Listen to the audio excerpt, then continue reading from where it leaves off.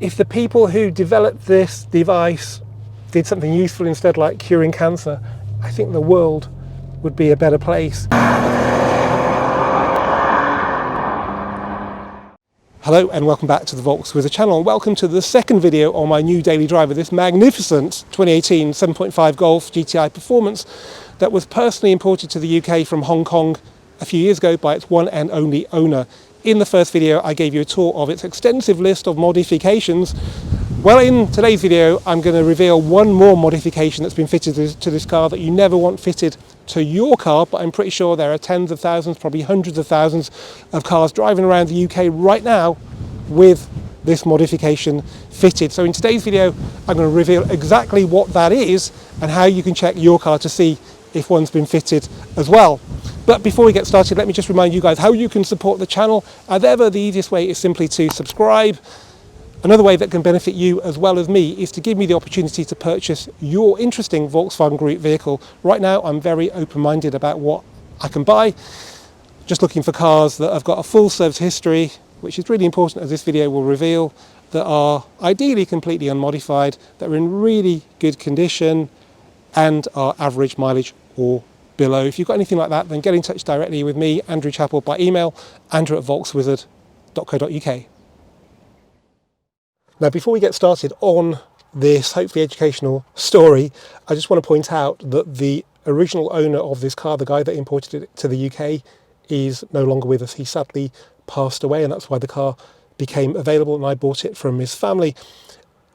I'm pretty confident after modifying it so extensively that he had no intention of ever selling this car and therefore had no malicious intent or intent to deceive. So please bear that in mind when casting judgment. Now, if you watched episode 1, you'll know that I collected the car in Woking and I stopped filming the journey home just south of Bracknell because by that point I'd got a feel for the level of performance and I just wanted to get home. I had a longish motorway stint coming up, basically High Wycombe up to Gaydon, and I needed to make sure I had enough fuel for that. So I looked at the fuel range and I was surprised to see just 30 miles showing, because the tank was about a third full, and on a pretty average day you'll be able to get 100 miles out of a third of a tank, so about 300 miles from a full tank, possibly even more. I checked the fuel consumption just to see what that was showing, because obviously the range relates to your fuel consumption, and it said 6.9 miles per gallon. For those of you in Europe, that's 34 litres per 100 kilometres. Now, admittedly, I'd been testing the performance, but that still seemed crazy low. I've driven these type of cars on track and you never see as low as that. You probably don't even get into single figures, and that's driving flat out.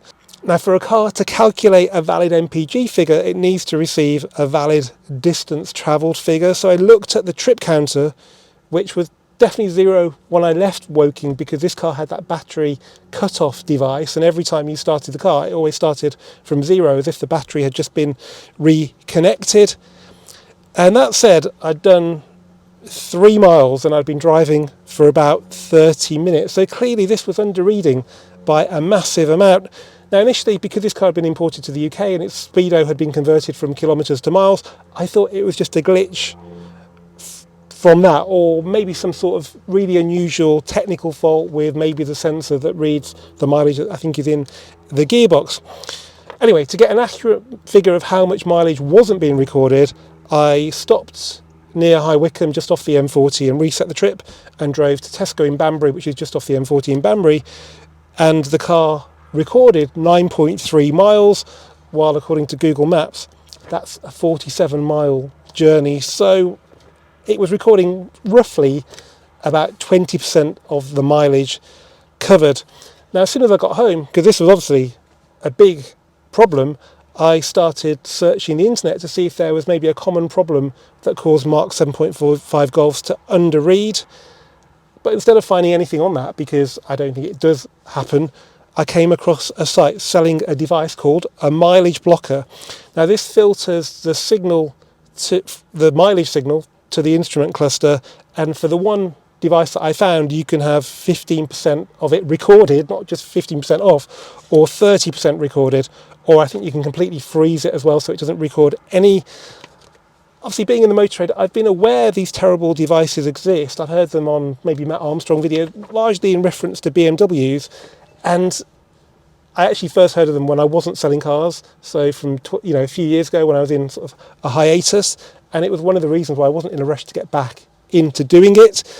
But I've adapted how I buy cars now to minimise the risk, and I try and avoid cars that have come off like PCPs and ex-lease cars. I need to point out I didn't actually buy this car to sell on. I knew there was risk with it being modified. I didn't realise it would be this kind of risk though.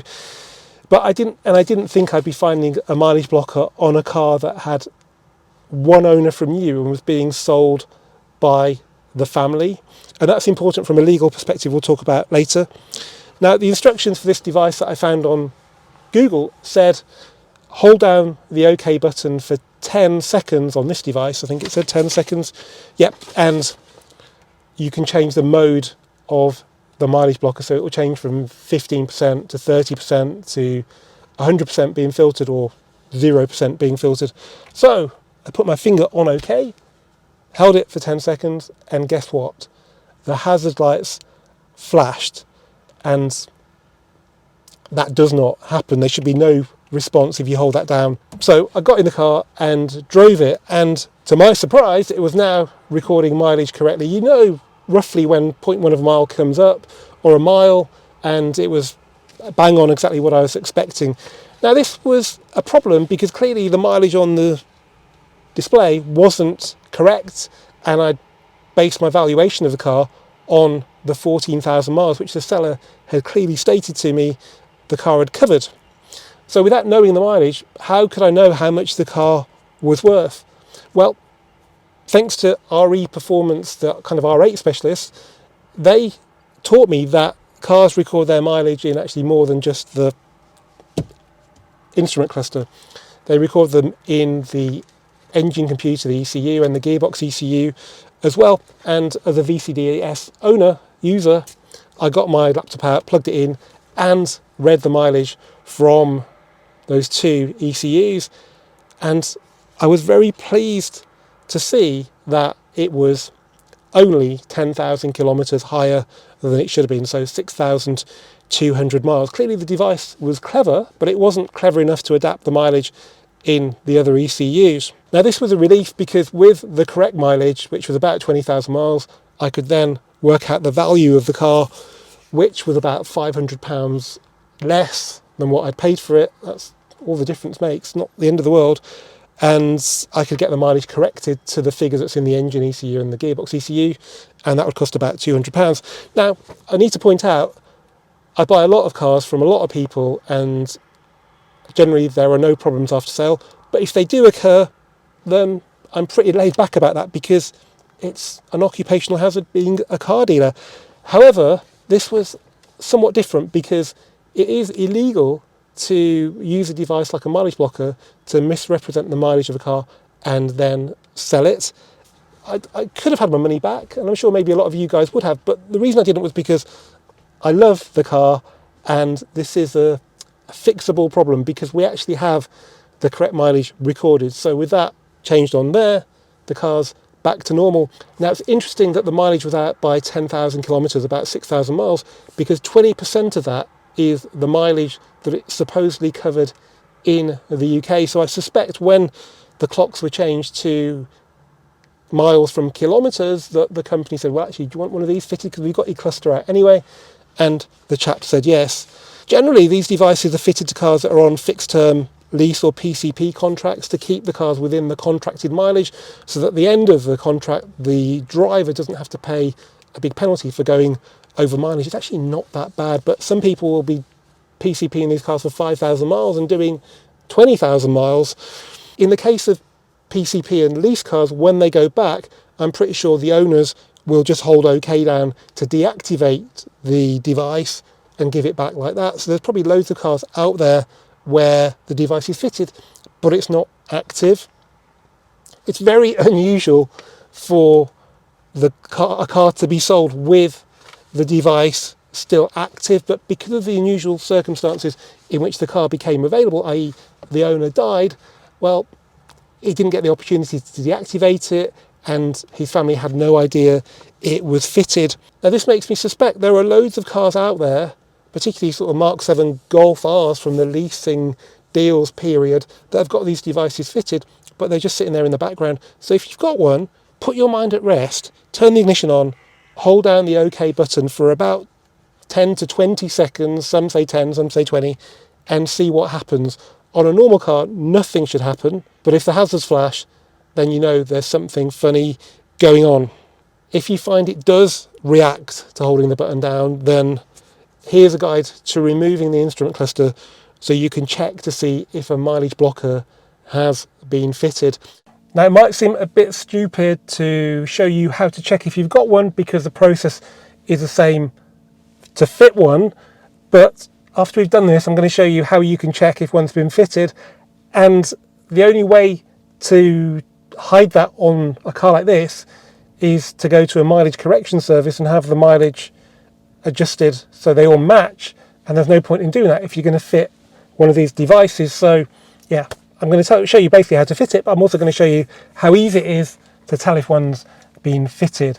Okay, first up you need to adjust the steering wheel, pull it out so you give yourself more room, and down, and then with your fingers you can use a trim removal tool if you want. You can pop this little plastic trim off the cluster surround, and this holds the little gaiter that's at the back of the steering column that moves when you adjust it. Okay, if you do that, you'll then be able to see two little screws. I'm not sure if the camera's going to pick them up, but there's two T20s down there, pretty much identical to the ones that we had on the Mark IV Golf, and ever since that they're used for bits like this on the interior. So we're going to undo those. Try not to drop them, because I can guarantee you'll never find them again until they pop out in about a year when you go around a corner. So you can get your fingers in and retrieve them, he says. Or get a magnet. I mean, I've got a magnet, I'm just being lazy, which is usually a mistake, because I will drop it. That's it, got it. And then the other one, and the other one. Okay, so with that out, we need to ideally remove the two trims either side of it where the air vents are, but they're a bit difficult, particularly the one on the left. So what we're going to do is we're going to pull on the trim that goes around the instrument cluster, because that is the best way of popping up these trims that go around the vents, because you get a nice even pressure on there. But you've got to be careful. And this is probably a good thing, because it's probably quite easy to leave a trace that someone's done this. I mean, the screws on this that hold the cluster in place are a little bit worn in the middle, and they never come from the factory like that. It's just exactly what you used to look for on Mark II Golfs. The problem with Mark II Golfs is that the clusters used to go wrong, and therefore people used to take them out, so it wasn't a hard and fast rule with that car. And still cars today, history is important, but this device can beat history, so you need to look at tyres, how long they've been on, how, you know, stuff like that. It's a minefield. But the more we expose this, hopefully the fewer people will dare to defraud other people. Okay, well, that had been off before. So I've managed to pop the right trim off. And then this one is a bit of a bugger because it's so big and it feels so easy to break. But with the right hand trim off, you should be able to pop the cluster trim out. If you slide it to the right, there we go, nothing broken.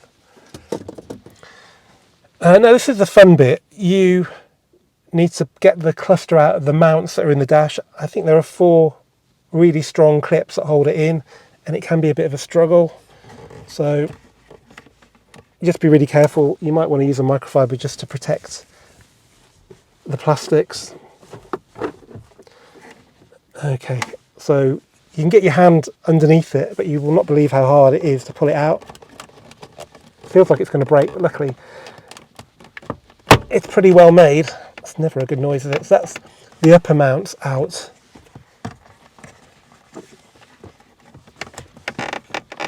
Yeah, that's not a good noise. Now we need to get the lower ones out. That's all right. There we go, so they're out. So what have we got on the back of here? Oh well, we have an additional device. So you can see the original loom, the original plug is there with the purple clip on it. That's not actually in the back of the cluster where it should be, and it's attached to another lead that goes into the back of the cluster. Off that lead is something else. So there's a little box down here, which is probably some sort of circuit board that filters the signal. It's called VAG36, this one is. And it's been professionally done. They've even clipped the wiring to the existing wiring to keep it tidy. That's a bit scary. Anyway, the good news is it's really easy to remove. So we just push down the plastic clip, the purple clip, which releases it from the dodgy loom, pull that out of the back of the cluster because it hasn't got a purple clip on it. It's still pretty secure though.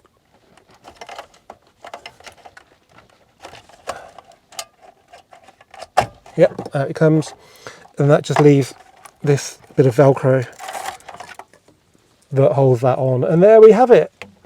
What a piece of crap. Okay, let's put it back together then. So, get the original plug in, lock it in place with the purple clip, and then now we need to slot it into place. This takes a bit of care, this does, because it does sit lower than the clips if you're not careful, and plus you need to try and keep it centered in the aperture, because there's a bit of wiggle room that you don't want, because the screw holes have to be lined up with where the threads are in some sort of metal piece that's part of the dash structure. So I think that's close enough,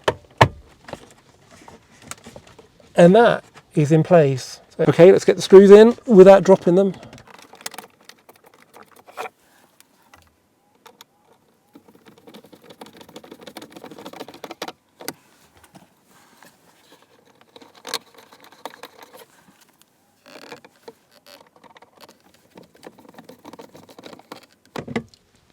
Bingo. Okay, so next we go for the piano black surround. So we have to slot it into the left underneath this left-hand trim. Just be careful not to scratch anything.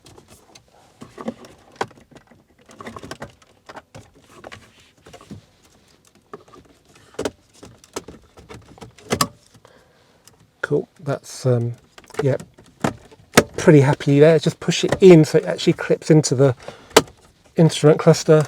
Lovely. And then you can just push firmly down on that left-hand trim to lock it into place.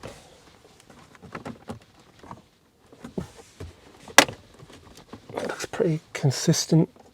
Okay, and now for the right-hand one, which has got a silver bit, which has fallen out.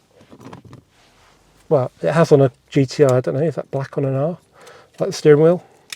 I've actually taken the vent out of the dash and clipped it on because it's a bit easier that way. So let's just push that back into place.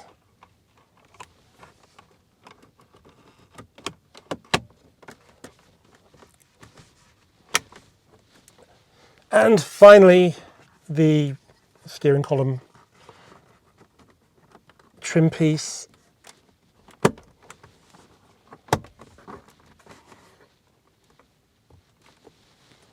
And that is how simple it is to cheat your mileage. However, I still think a lot of people won't bother to take them out, because even if they fitted them themselves, they probably didn't enjoy pulling all the dash apart, and I think it's probably safer to leave it behind there disabled rather than potentially break something which makes it obvious the cluster's been touched. So yeah, definitely try on your car holding OK down for 10 or 20 seconds and seeing what happens. If nothing happens, then you can be pretty confident one isn't currently fitted. But to make sure one hasn't been fitted in the past, you need to use VCDS diagnostics. Okay, we're going to go into the engine module, then into advanced measured values. There are two blocks we want to look at. We want to look at vehicle distance driven, which is the total, and then control module distance driven. These should be the same There's actually a 10,005 kilometre difference, so about 6,200 miles, which is good because at least we can make it the right mileage. Now let's just have a look in transmission as well, because this car's auto, so it gives you a double get out of jail card. So let's go again into advanced measured values, and let's try distance again. No. Let's try mileage. I think that's the one. Okay, transmission mileage. 33781.3 kilometers. So it's slightly different to the other one, but that's probably just tolerance. It's still the best part of 10,000 kilometers higher than it should be. And that's how easy it is to check. As I said, it's clever, but it ain't that clever. Okay, now it's time to show you a mileage blocker in action. We're going to do a journey that I know is about 0.8 of a mile, and we're going to do it with the mileage recording correctly first. We're going to begin with 0 on the trip, of course. Let's get going. Now 0.1 of a mile really isn't very far, so that should come up pretty quickly on the trip counter, and then you know things are normal. So anytime now, there we go, 0.1. So we're going to go down to a pub that has recently been reopened. It was pretty much derelict for quite a few years, and I think it's run by the local community. It's getting really good reviews. I haven't been yet, but it's a really good pub to go to if you come and visit me and you need to go for a meal or whatever. Okay, 0.6, 0.7, and we're just approaching the pub now. Will it get to 0.8?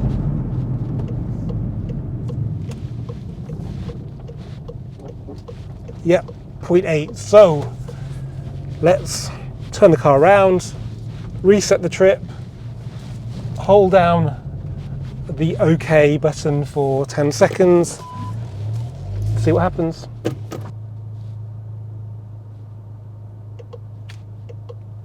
Okay, 2 flashes. I'm not sure which mode's which, but I know this is going to be mileage reduction mode. Let's reset the trip and let's go.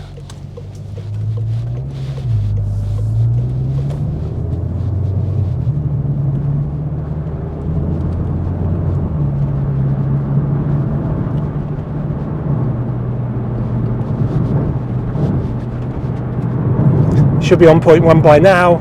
Still 2 fat zeros.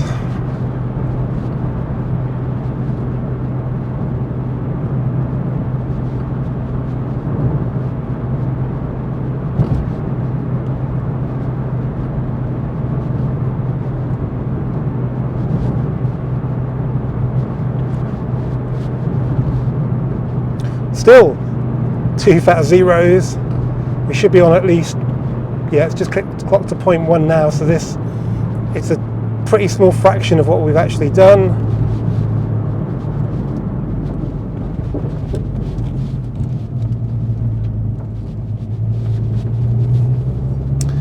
Okay, our starting point is up ahead.